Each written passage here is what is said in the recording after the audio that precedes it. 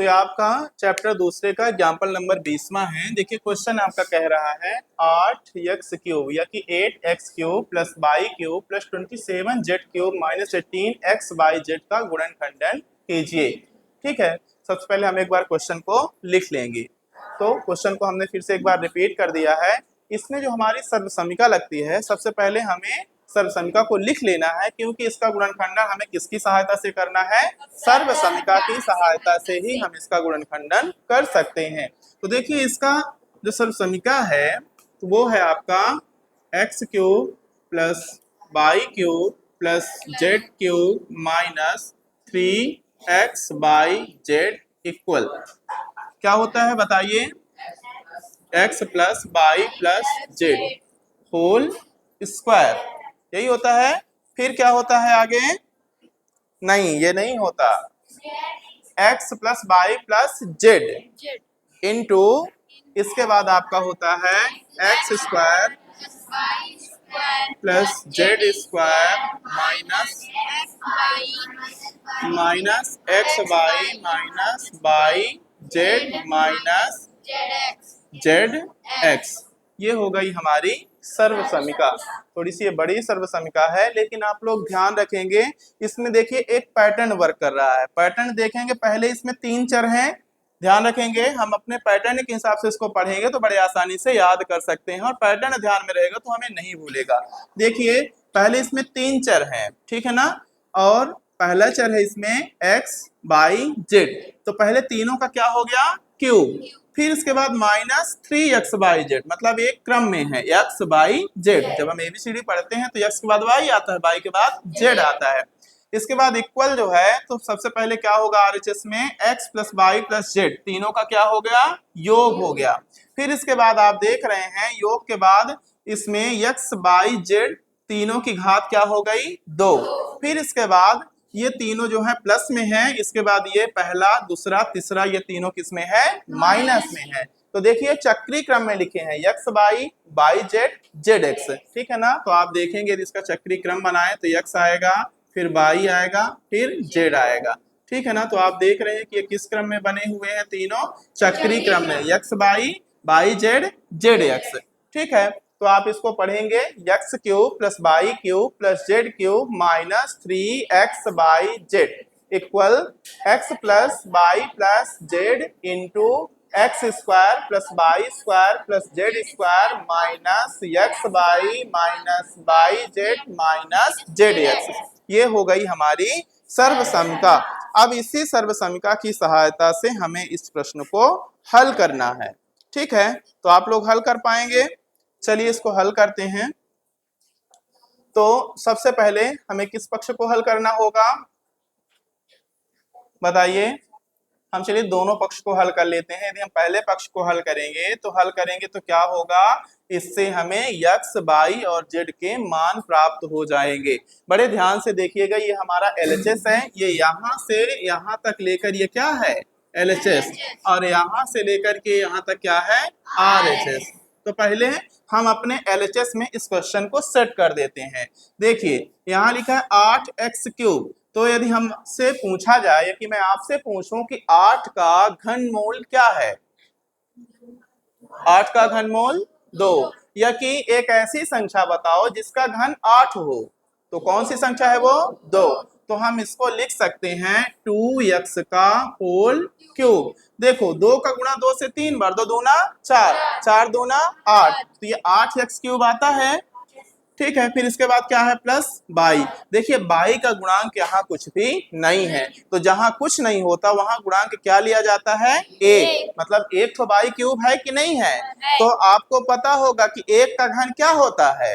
1 ही होता है, और 1 का घनमूल क्या होता है? 1 ही होता है। तो यहाँ पास क्या हो जाएगा आपका? y का क्यूब, ठीक है।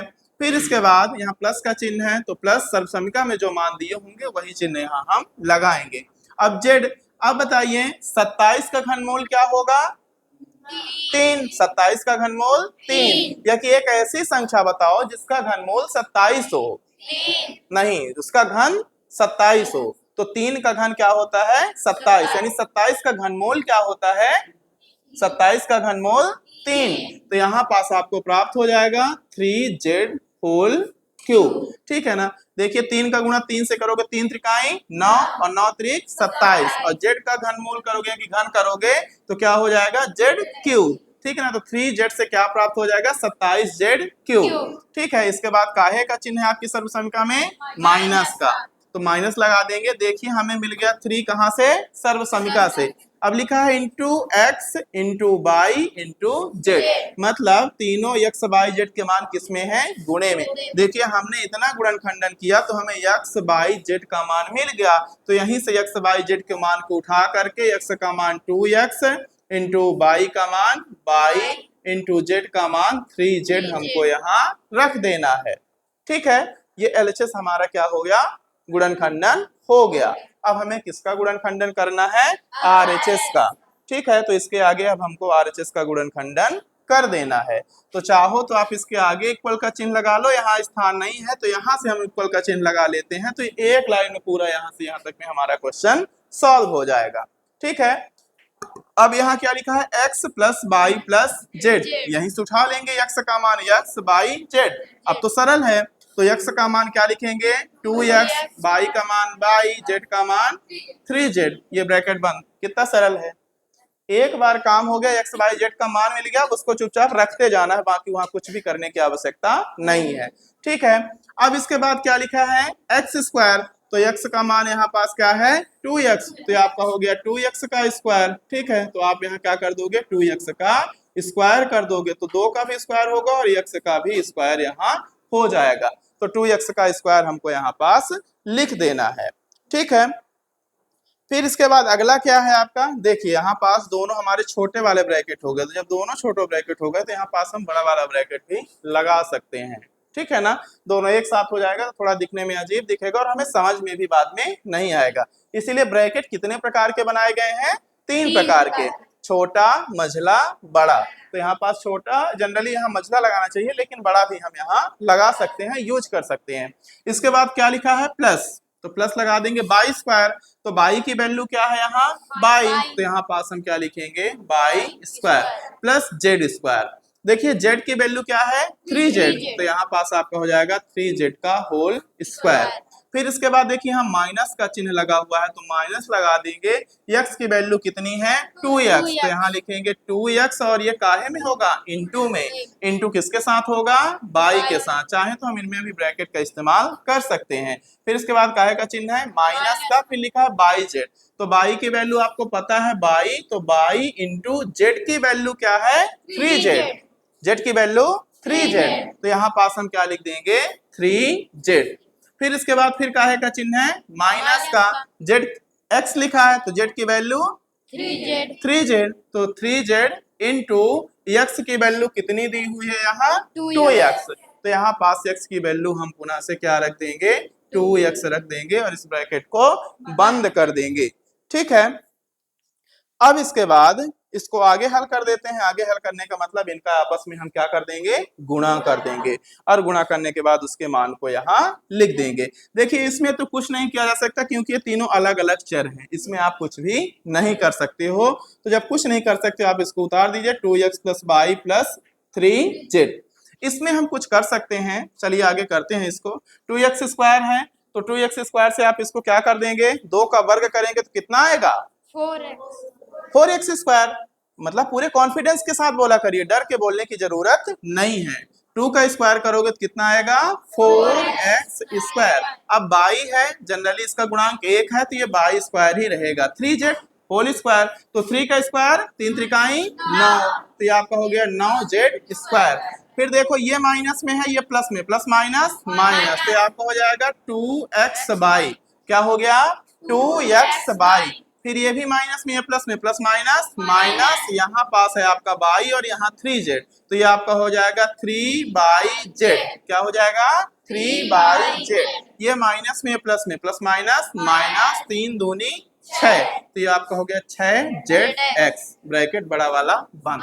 ये देखिए हमारा क्या हो गया गुणनखंडन, और यही हमारा आंसर है। ठीक है। तो आप लोगों ने देखा हमने इसका गुणनखंडन किसकी सहायता से किया है? एक सर्वसमिका की सहायता से किया है। और ये आपकी बुक की कौन से नंबर की सर्वसमिका है? सर्वसमिका नंबर 8। कौन सी है? सर्वसमिका नंबर 8 है। इसको पढ़ेंगे x cube plus y cube plus z cube minus 3x by z equal x plus y plus z into x square y square z square minus x y z minus z x की सहायता से हम इस question का गुणनखंडन कर सकते हैं और इसका गुणनखंडन आपको प्राप्त हुआ है। ठीक है।